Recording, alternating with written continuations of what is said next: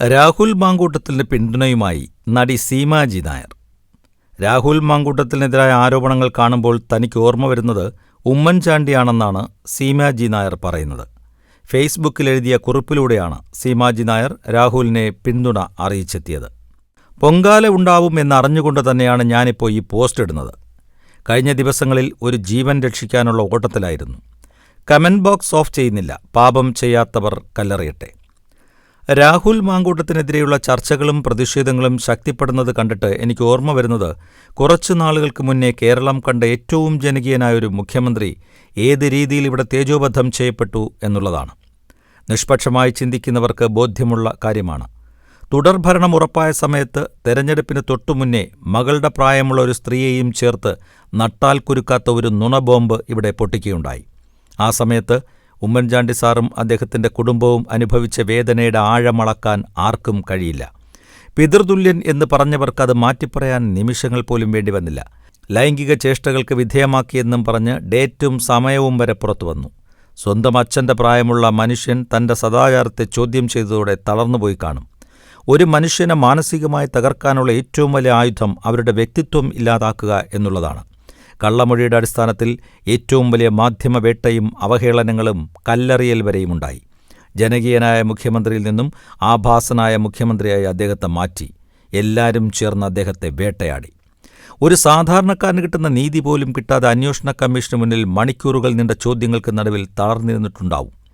അസുഖത്തിന്റെ കാഠിന്യത്തെക്കാളും ഉലഞ്ഞുപോയത് ഒരു കള്ളമൊഴിയുടെ അടിസ്ഥാനത്തിൽ കൂട്ടം കൂടി ആക്രമിക്കപ്പെട്ടപ്പോഴായിരിക്കും.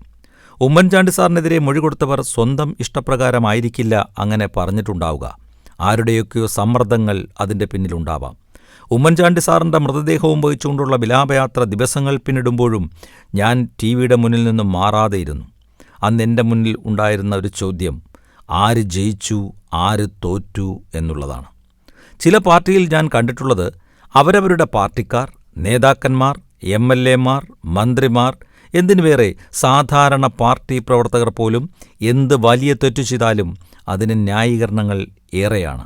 സദാചാര മൂല്യങ്ങളെ കാറ്റിൽ പറത്തി ഒരു കൂസലും ഇല്ലാതെ ഇരിക്കുന്നവർക്ക് ശക്തമായ കവചം തീർക്കാൻ അവർക്കറിയാം. അതിനെ ആരെങ്കിലും ചോദ്യം ചെയ്താൽ കള്ളം സത്യവും സത്യം കള്ളവുമായി മാറാൻ നിമിഷങ്ങൾ മതി. ഇവിടെ രാഹുൽ മാങ്കൂട്ടത്തിനെതിരെ ഒരു പരാതിയും ഉണ്ടായിട്ടില്ല. സമ്മർദ്ദം ചെലുത്തി പരാതി എടുത്തുകൂടായികയില്ല. മുൻ അനുഭവങ്ങൾ അങ്ങനെയാണ്. എവിടെയെങ്കിലും ഒരാൾക്കായി വഴി തെറ്റില്ല. തെറ്റുന്നുവെങ്കിൽ അതിൽ രണ്ടുപേരും തുല്യ പങ്കാളികളായിരിക്കും. അപ്പോൾ ഒരു പക്ഷത്തെ മാത്രം എങ്ങനെ കുറ്റം പറയും? വർഷങ്ങളോളം ചാറ്റ് ചെയ്തും കൂട്ടുകൂടിയും രസിക്കും.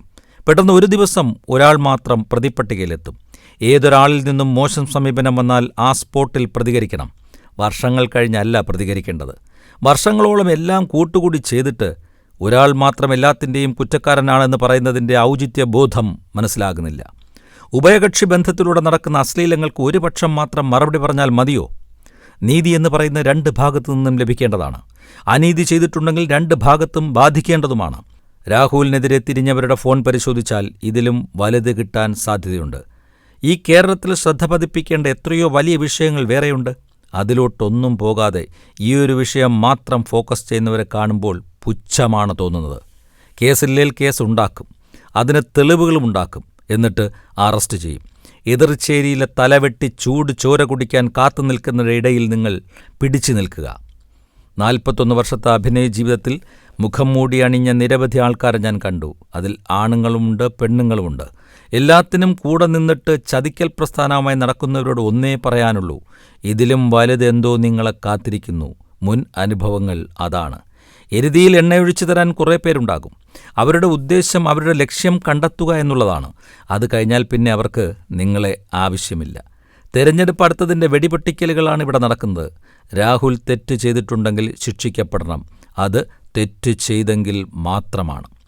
രാഹുൽ ഈശ്വറിനെപ്പോലുള്ള ചിലർ രാഹുലിനെ സപ്പോർട്ട് ചെയ്യുന്നത് കാണുമ്പോൾ സന്തോഷമുണ്ട്. എതിർചേരിയിലാണെങ്കിലും അഭിപ്രായങ്ങൾ എതിർസ്വരത്തിലാണെങ്കിലും ചിന്തകൾ എതിർദിശയിലാണെങ്കിലും ഒരു പ്രശ്നം വന്നപ്പോൾ രാഹുൽ ഈശ്വറിനെപ്പോലെ ചിലർ നിങ്ങളുടെ കൂടെ നിന്നു. ഈ സമയവും കടന്നുപോകും രാഹുൽ. നല്ലതിനായി കാത്തിരിക്കുക.